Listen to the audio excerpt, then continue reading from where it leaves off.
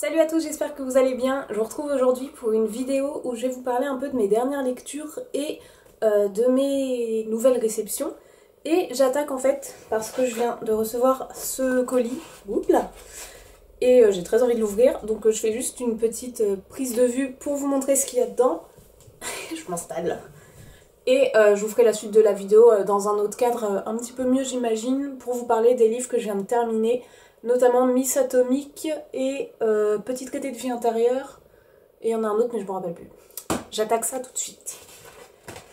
Je pense, si je ne m'abuse, que ça vient des maisons d'édition Rivage parce qu'ils m'ont envoyé leur document de parution et j'ai sélectionné 6 titres. Donc bien sûr, j'ai dit que 6 titres me plaisaient, mais ils m'envoient pas forcément les 6 titres. Et là, je pense qu'il y en a 2, ou alors s'il y en a un, il est énorme, parce que le colis est assez gros. Ah non, il y en a... Ah non, il y en a... Quoi? Ah, punaise! Ah! Oui! Ça, je m'en rappelle, c'était la sélection de la... En fait, chez Rivage, il y a plusieurs... comment on appelle ça? Collections. Et là, c'est dans la collection Rivage graphique. Et j'ai donc reçu... Oh putain, ils sont magnifiques par contre. Après l'amour... Non, l'amour après... Pardon. De Baptiste Sornin et Marie Baudet, donc dans les éditions Virage graphique. Et derrière, il y a écrit Sophie a 35 ans, Louis 33, ils sont ensemble depuis 10 ans. 10 ans d'amour, c'est long. Par contre, c'est magnifique. J'ai l'impression que c'est fait... je sais pas si c'est de l'aquarelle ou du pastel. Oh, regardez les dessins. C'est trop beau. C'est vraiment super beau. Donc j'imagine et je pense que c'est une histoire sur l'amour au fil du temps, tout ce que ça implique et tout ce qu'on vit au quotidien à travers autant d'années. Ouais voilà, raconte avec beaucoup d'empathie et d'humour la difficulté d'un couple à se séparer. D'accord. Ouais, donc ça va être un chouïa moins gai que ce que je pensais. Et le deuxième, c'est Demi-pensionnaire, oh j'aime bien, de Mona Grangeon, toujours dans les éditions Virage graphique. Et donc là, on est typiquement chez des ados. Ah, c'est en noir et blanc, un peu style manga. C'est pas du tout les mêmes dessins, mais je veux dire, c'est en noir et blanc. Pas mal. Oui, donc là, on est typiquement sur les ados, les premiers crushs, les premiers bisous. Leur rentrée en 3e, donc fin de collège, j'imagine le stress de début lycée.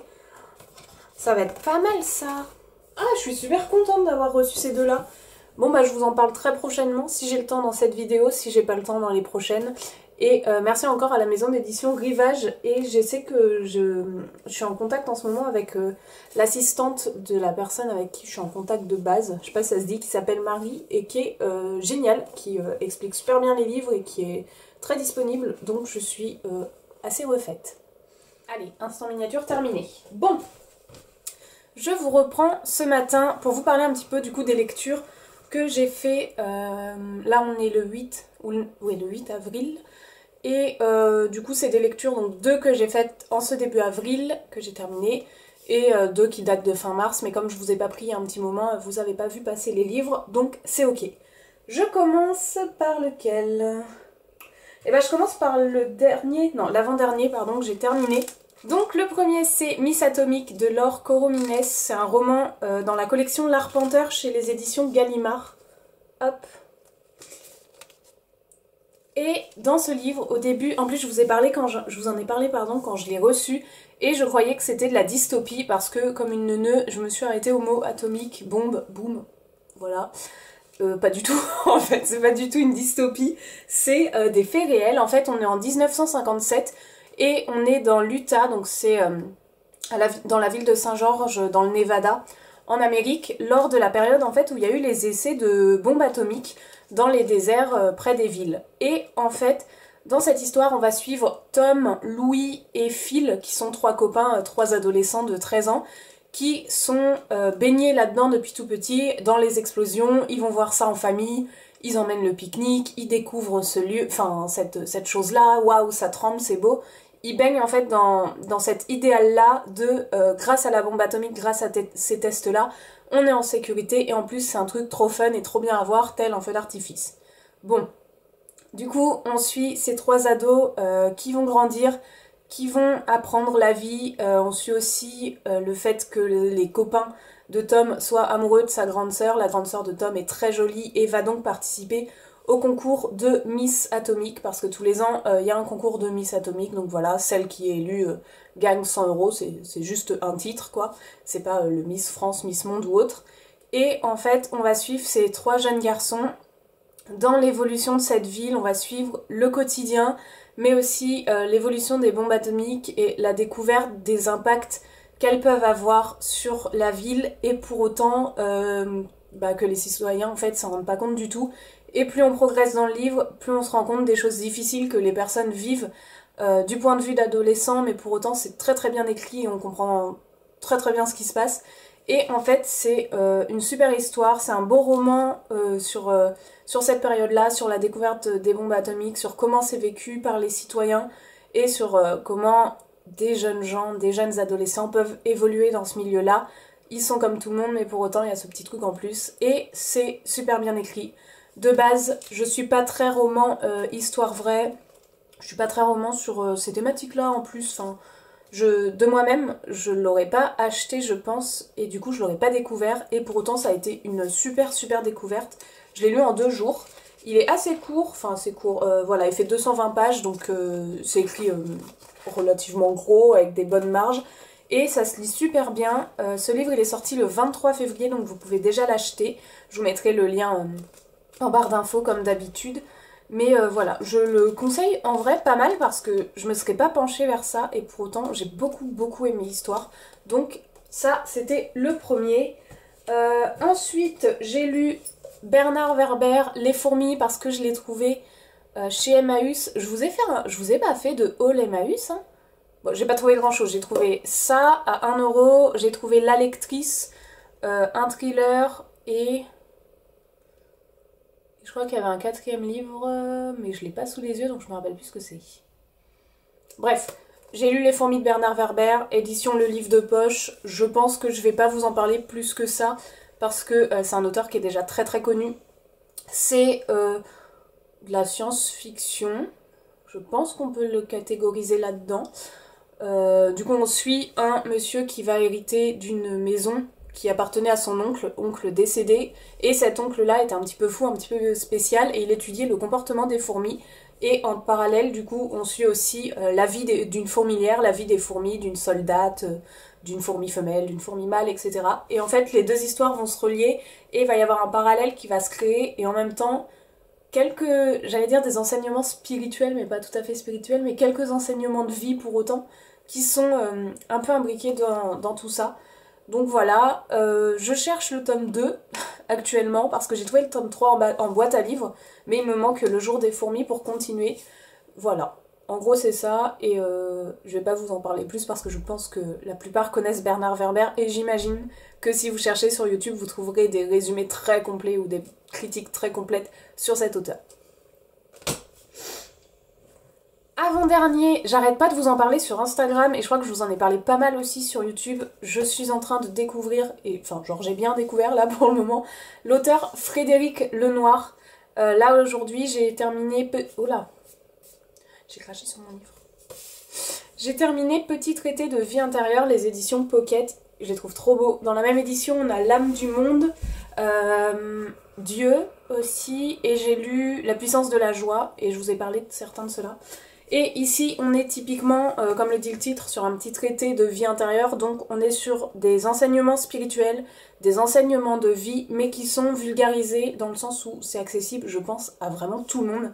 C'est écrit d'une manière où on comprend toutes les choses. Que vous donner comme exemple, parce que j'ai l'impression que c'est pas très clair ce que je raconte. Si je vais vous trouver comment ça s'appelle, le sommaire, si je trouve. Voilà, la table des matières par exemple, chapitre 1, dire oui à la vie, chapitre 2, confiance et lâcher prise, silence et méditation, connais-toi toi-même, devenir libre. Voilà, c'est un petit peu toutes ces choses et ça se lit à une vitesse folle. Pour autant, c'est un livre qu'on va, enfin je pense, relire et relire et relire parce que c'est des enseignements, donc c'est des choses à intégrer et des réflexions à avoir sur sa propre vie, comment on la mène par rapport à tout ce qui peut être expliqué. Frédéric Lenoir, il utilise beaucoup dans ses livres, j'arrête pas de faire ça doit être très chiant, Dans ses livres, il utilise beaucoup de références religieuses, mais de toutes les religions. Il touche autant au christianisme qu'à la religion musulmane, qu'à la religion bouddhiste. Vraiment, on touche à tout. Et de toute façon, beaucoup se regroupent sur beaucoup de choses, notamment sur les enseignements dont il parle dans ce livre. Donc c'est pour ça assez accessible aux croyants, aux non-croyants, à absolument tout le monde. Le critère de religion n'est pas un critère phare pour lire ces livres. Pour autant, s'il y en a qui sont vraiment contre tout ça, vraiment pas envie d'en entendre parler, ne serait-ce qu'un petit peu, là, il en parle un petit peu pour donner des exemples. Donc je préfère le dire parce que je sais que certains ne veulent pas du tout en entendre parler, ce qui est un choix. Mais voilà, mais dans ce qu'il en parle, c'est totalement libre à nous d'interpréter comme on veut, il n'y a pas de... Il n'y a pas de propagande, je sais pas comment dire. Mais voilà, Frédéric Lenoir, très très bon livre. Je vous mets aussi le lien en barre d'infos. Et n'hésitez pas à me dire, vous, en commentaire, si vous avez déjà lu cet auteur, parce qu'en vrai, il est excellent. Vraiment, j'adore. Et le dernier que j'ai lu, que je vous ai montré du coup en début de vidéo, parce que je n'ai pas pu attendre. Je l'avais dans les bras, c'est un livre où il n'y a pas beaucoup de texte, donc je l'ai lu hier soir. Ça se lit vite, hein, enfin... Ça se lit en l'espace de 20 minutes si on veut le lire. Par contre, si on veut apprécier les dessins, prendre le temps de lire la BD correctement et tout, on peut y passer plus de temps. C'est donc L'amour après de Baptiste Sornin et Marie Baudet dans les éditions Virage Graphique, donc édition Rivage. Ici, je vous en ai parlé au début, donc je vais pas vous refaire le résumé. Et en fait, on est typiquement sur des petits morceaux de vie. Des petits morceaux de vie de Sophie, mais aussi des petits morceaux de vie de Louis. Et en fait, ça va être sur... comment dire, comme je vous ai dit au tout début de la vidéo, hein, ça va être la décision de se séparer, les petits différends du quotidien, la vie de famille, la vie dans la famille de l'un et de l'autre, les activités de chacun, le fait de plus se comprendre. Et vraiment, c'est magnifique comme BD. Je trouve qu'à offrir, ça peut être très beau. Attention à qui vous l'offrez, ça peut être un peu bizarre si on offre ça à un couple, parce que c'est quand même bon. Mais ce qui est bien aussi, c'est que les personnages en fait sont ultra anonymes. Ils ont pas de visage. Je sais pas si vous voyez bien, mais...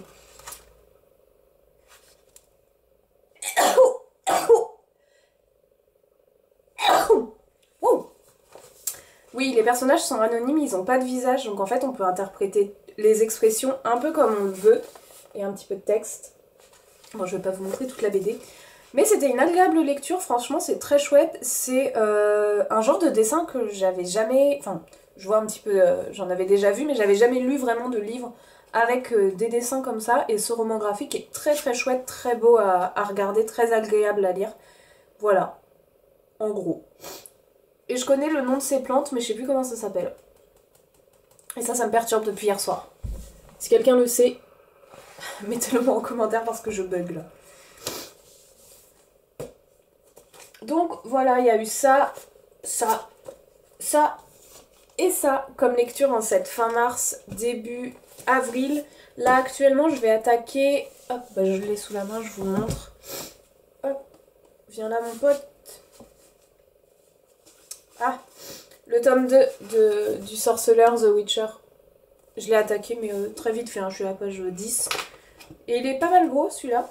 Donc là j'attaque ça et après, qu'est-ce que je voulais lire? Si, après ou en parallèle, de toute façon je vais lire l'autre roman graphique que je vous ai montré en début de vidéo. Comme ça je pourrai vous en parler dans une prochaine vidéo. Ce sera pas mal. Je vais éternuer encore. Ouh. Pourtant il n'y a pas de poussière sur mes livres. C'est pas grave. Voilà tout le monde, n'hésitez pas à me dire si vous en avez lu parmi ceux-là ou s'il y en a qui vous donnent envie. Moi sur ce, je vous souhaite une très belle nuit, une bonne soirée, joyeux Noël. Eh, bonne fête de Pâques. Aujourd'hui c'est Pâques. J'arrive pas à dire Pâques. Pâques. Aujourd'hui c'est Pâques. Il n'y avait plus d'œufs d'ailleurs à Intermarché. Du coup, acheter des Kinder et des Kit Kat. On s'adapte. Bon, sur ce, à bientôt pour une prochaine vidéo. Ciao.